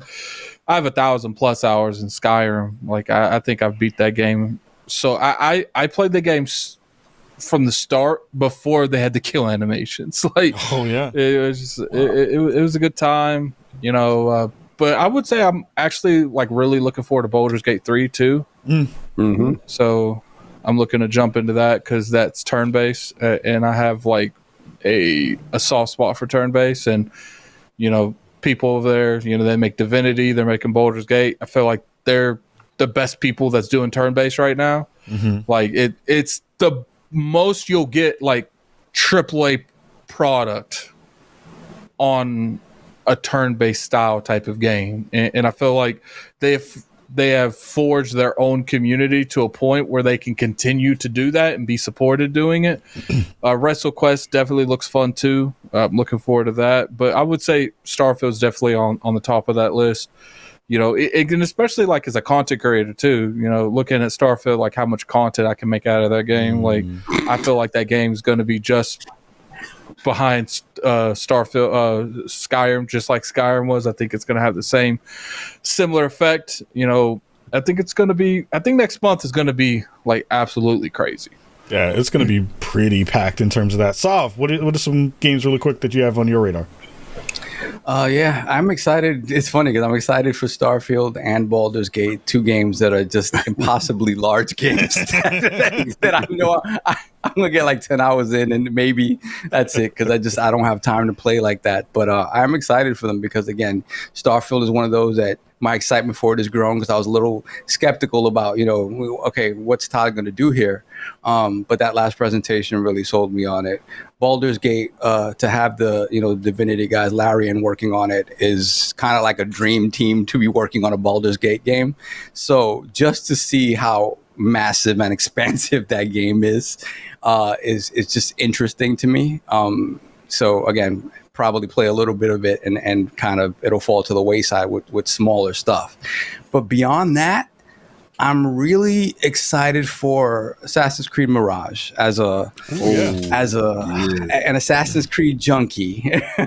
The idea of going back to old school Assassin's Creed is exciting to me, and I want to see if they've sort of taken that old formula and evolved it somewhat, right? Because I will be a little disappointed if it's just old school Assassin's Creed with none of the lessons learned from Origins and Odyssey and things of that nature. So we'll see. And then Alan Wake 2. Wake 2 is. I'm really excited to see what Sam Lake and the team have in store for us with Alan Wake 2. What we saw.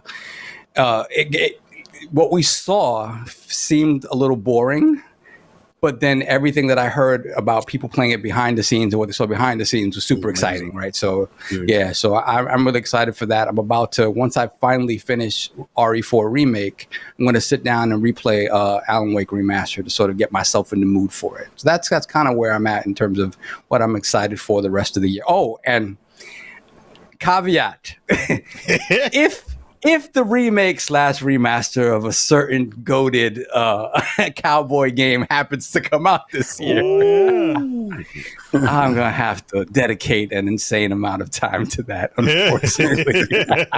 It could be real. It could be real. It could be real. It could be real. So, yeah. King, end us out. What are your thoughts about some of the games you're most excited for coming up?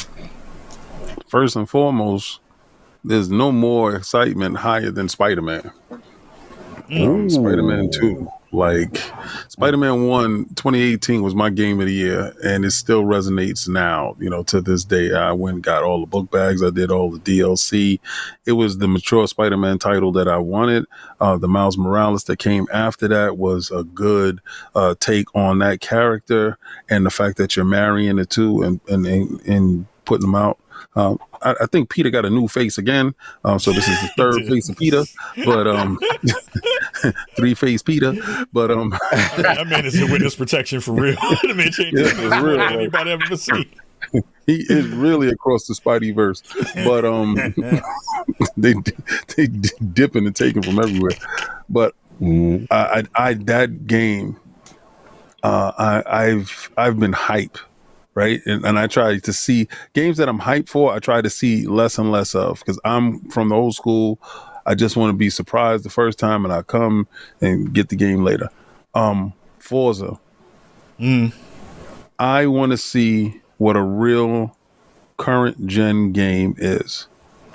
And from all indications, from what I've heard from everybody that's seen this game, this is that. This is what that is supposed to be. This is Turn 10's, seminal game. This is what they've been dying to make, and they have the hardware to do it. So I love what they did to the Xbox One X, and to see what they're going to do with this Series X and push it to its limits. I cannot wait to see what Turn 10 does. And of course, there's Starfield. I haven't been this excited for an RPG that I know that would suck up a huge amount of my time. I had to arrange my Fortnite schedule around this thing by looking at, okay, it's going to launch here. We're going to be at PAX West here. All right, when we get back, I'm going to have enough time to do this, and I got to slot this in. But the game has intrigued me to the point where when I first heard about No Man's Sky, and I know a lot of you Xbox dudes is running from this reference talking about a No Man's Sky clone. Listen, PlayStation guys get a chance to play this too, but they just got to do it through YouTube. Oh man! Oh man! Straight shot. Yeah. Yeah. It gets ugly. Yeah. Push your T voice. Yeah.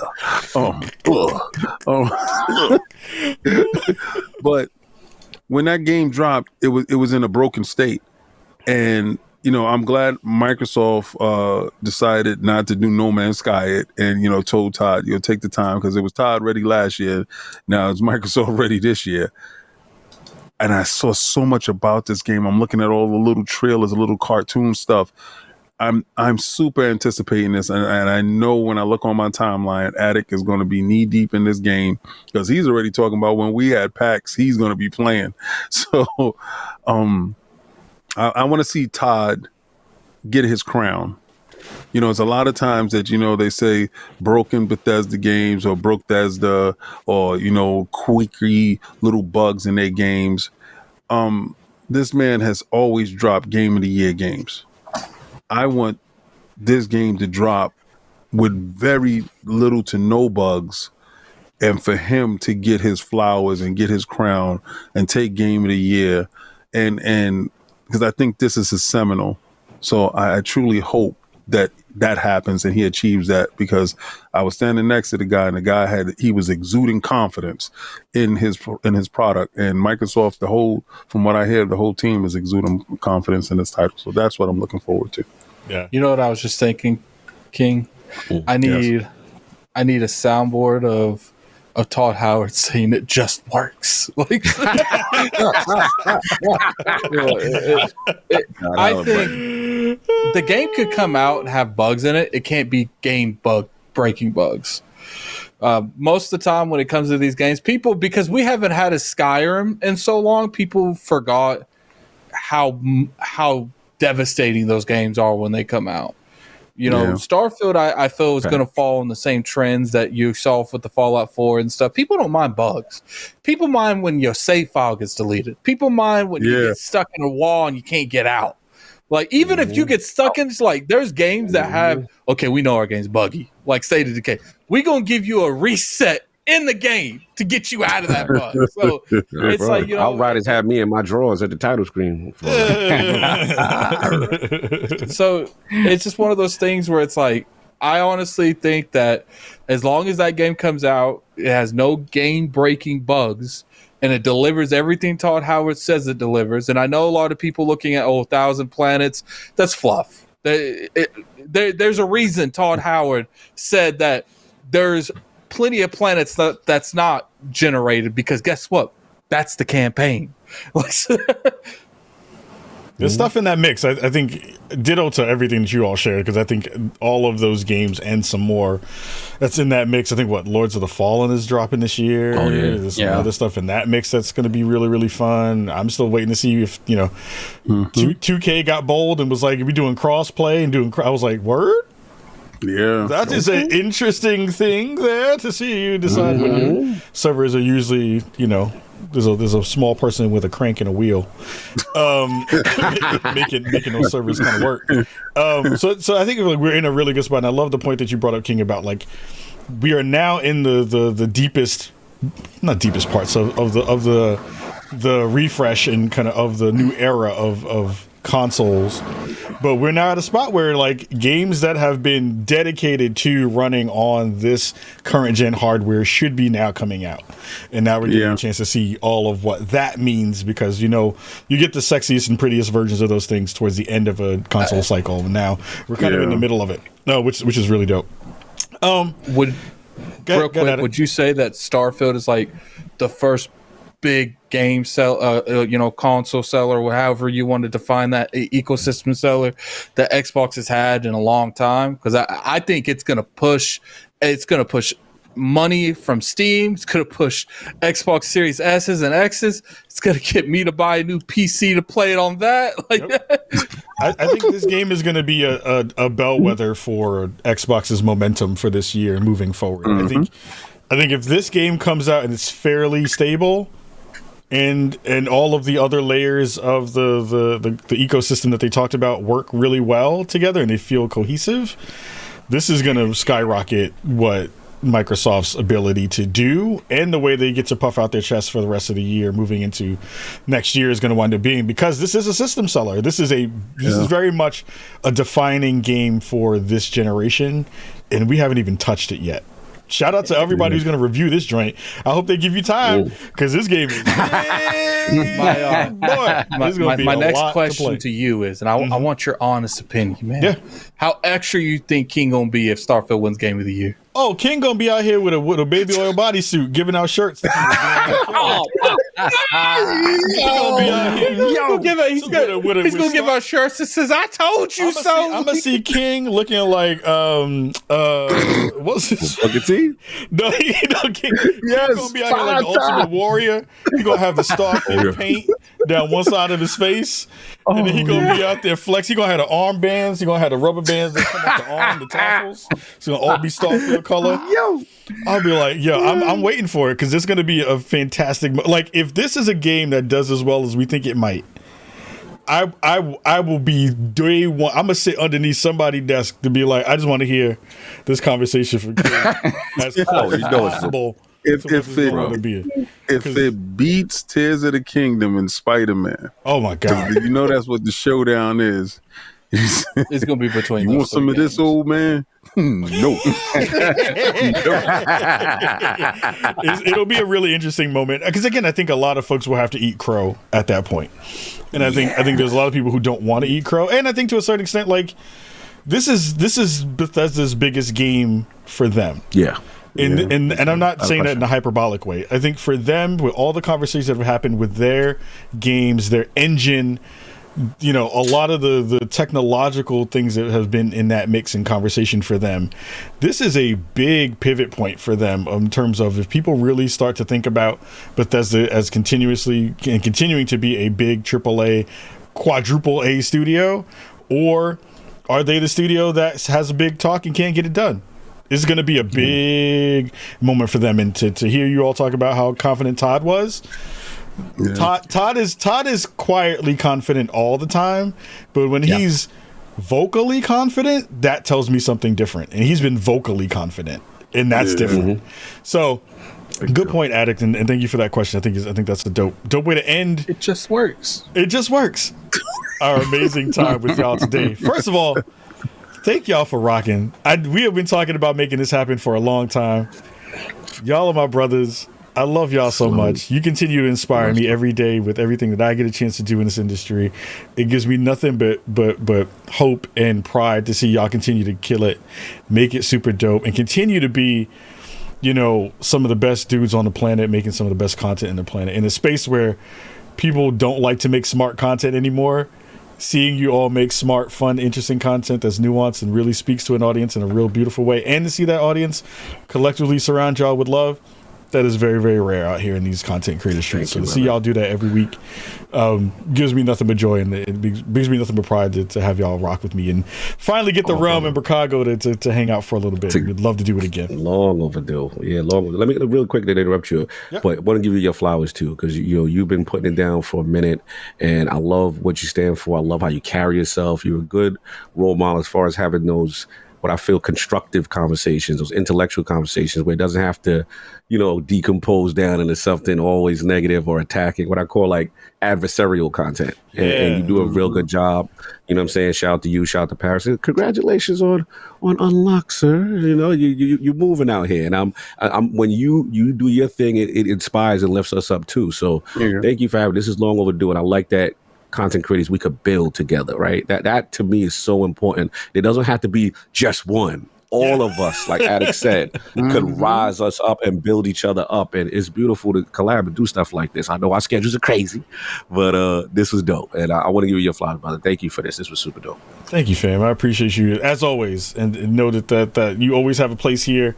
There's always a brownstone in Chicago for y'all. Whenever you want to roll through, and come hang out. We always got a space for y'all to come through and come hang out. Everybody at home, I'm about to do something ignorant, even though Cog said I was really, really smart. I just got to say before we leave, whoever has the cutting room floor scans of that Nicki Minaj stuff, please send that to spawnonme.com/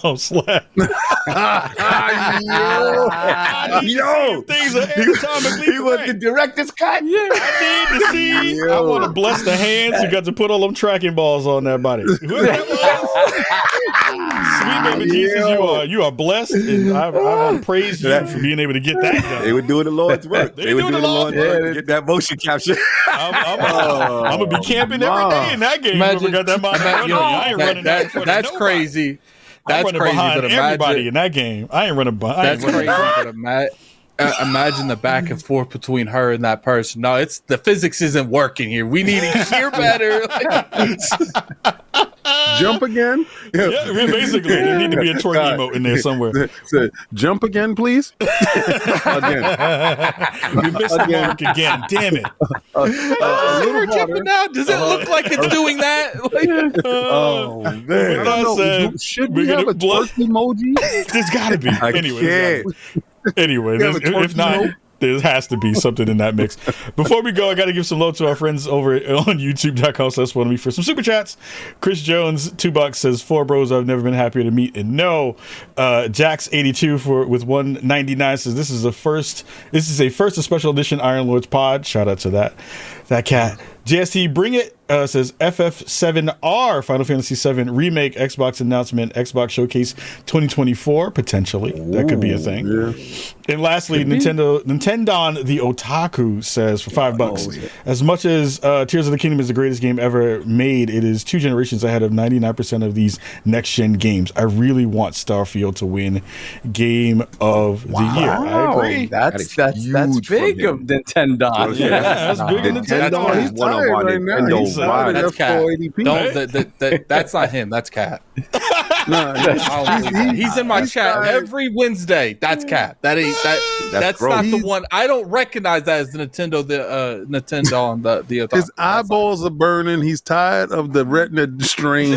480p. Sweating somewhere. You know what, King? Maybe don't bring the brother down on his moment. You know what, King? Maybe that hold the line speech got to him more than he's letting on. Yeah, I know. He brought a shirt and brought some Timberlands too. Oh, the beef and broccoli's are in the chat. Before we go, gents, please give. I'm sure everyone who's listening to us live on YouTube understand where to find you. But for the folks who may not necessarily know, please give them the rundown of where they can find your amazing show every week. Yeah, so every Sunday is the Lord's Day. Oh, I'm sorry. Yeah, every Sunday is the Lord's Day at 1 p.m. Eastern. Iron Lord Podcast YouTube channel. Check us out. Again, we will celebrate content creators, executives, and sometimes just ourselves having fun talking about the latest gaming topics. Check us out there. We will have Web Dave on tomorrow, so we'll be exploring his gaming history, his journey into content creation, his radio personality. Also, check out our sister site. Shout out to C Unit who was in the chat, Chris Jones, lordsofgaming.net, news, reviews, some of the hottest up and coming talent in the game, and very passionate in the media space, and to see the journey there has been super dope. Also do an Xbox centric podcast, Define the Duke. You can check me out there. And also for the Destiny lovers, want to do a little Destiny still, even though it might be down right now. You can catch me on The Last Word with Evantis and Ty Guy Travis. And again, salute Kai, sport on me, Chicago. We made it happen. Salute, fam. Appreciate you. Appreciate the team. Go ahead, King. Oh yeah, they all Combat Talk with King tonight on Twitter. If you know my Twitter, that's King David OTW. If you ever seen a fight and you want to see a great fight, this is not the fight to miss. This is the fight to see. We haven't had 2 black fighters that's undefeated in over 40 years. The last time this thing happened was Muhammad Ali versus Joe Frazier. Man. This is for the undisputed welterweight championship of the world. You have take him.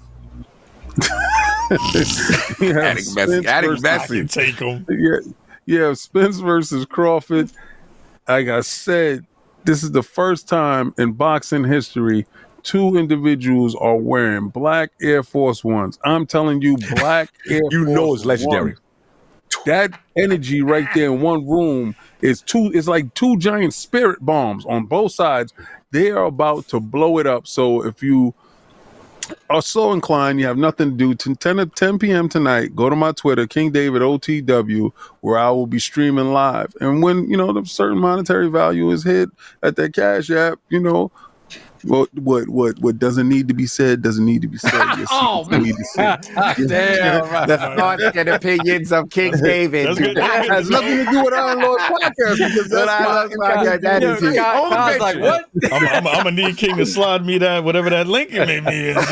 I'm just saying, I'm being there with some wings in the background, like that's right. Come on, go. The monetization link is at the top. Hit the button. Hit the button. He's gonna be talking to King about the fight with one eye and talking to the animator about the Nicki Minaj with the other eye. You got man of many hats, man of many talents.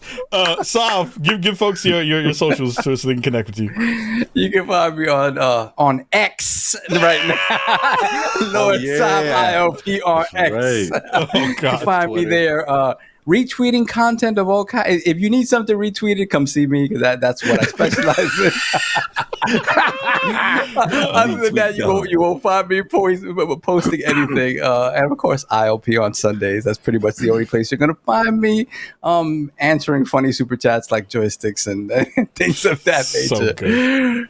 Yeah, but shout out to you, Ka. Again, to reiterate what Cog said, this platform is very special, and what you seek to do every single day in and day out is to promote faces like ours, right? And make sure that people in the industry know who we are and that we're coming. We're coming. We're here to stay. I appreciate that. And truly in the way that you've done it goes back to the idea of like, hey, we could be another way and have millions of subscribers and this, that, and the other. It would be disingenuous to who we are. And so no. We're going to continue to be who we are and just keep creeping upwards and onwards. So thank you for having us, man. I appreciate you, brother. Appreciate you, fam. Thank you for the kind words. Addict, end us out. Give us your socials so we can get all those wonderful folks to tell you just how dope you are. You can find me on Twitter at Lord Addict IOP. It's not X, it's Twitter. You can find me on YouTube at Gaming Addict. Like Cog said, every Sunday at 1 p.m. Definitely come and check the Lords. I want to appreciate the invite. It was a fun conversation. You know, one thing I've always respected about the industry is passion, and Khalif, like, you got that. Like, there's no denying that. And you know, I gotta see passion for the industry that we representing. Yeah, and you got that tenfold, and I appreciate the invite. Thank you, fam. Again, always brilliant to be able to have some of the best folks in the game hang out with me for a time, and shout out to everybody who came through today. Our small but mighty YouTube channel is starting to figure out ways to grow, and it's always been amazing to have folks come through as we transition to YouTube to do our show. So please make sure you check out more of our podcasts, more of the videos that we put up on youtube.com/spawnonme. You can check out the rest of our shows on all podcast platforms, and if you're watching us, check us out on Spotify. Spotify is a really great place to check out the show because you get the video versions of the show first, and then you get to see all the cool stuff, and you can send us a voicemail if you want to get in there too and tell me how wrong I was and how much I need to get this Just Hair for Men, but it's all good. We're going to get up out of here for this episode. Massive love to our friends from the Iron Lords podcast. Please go check them out. Give them some love. Represent for them. Become a part of the realm and make sure you're repping for them. We're going to be back next week with some more dopeness. I'm going to be at Evo in Vegas towards the end of next week. Not competing this year because PR said I can't. I can't play against the people because I got to go early for yeah. Okay. But I'll be there representing. I might go see some slam ball and stuff too, because slam ball is in Vegas too. I want to go see that. Okay. That is hilarious. It is. The fact that says slam ball in 2023. That's wild. Next, I'll be talking about American. I like when they hit the rim. Nitro. Yeah, when those rims are soft. Anyway, like, you judge it wrong. You're like, whoa. Yeah, you be up in there stuck. Until next week, we also have some really fun side episodes that are coming up to fill out some of the roster for things that are coming up very, very soon. We have some really great conversations there as well. So please make sure you check those out. Until then, we'll be back with more dopeness here on youtube.com/spawnonme. Next week, we're trying to figure out a really good time and date to continue to be consistent. So we'll figure that out too. But until then, we'll get up with you. Much love. Wash your hands, wash your butt. Make sure you're taking care of people everywhere that you go. And we'll see you very soon. Much love to y'all. And peace.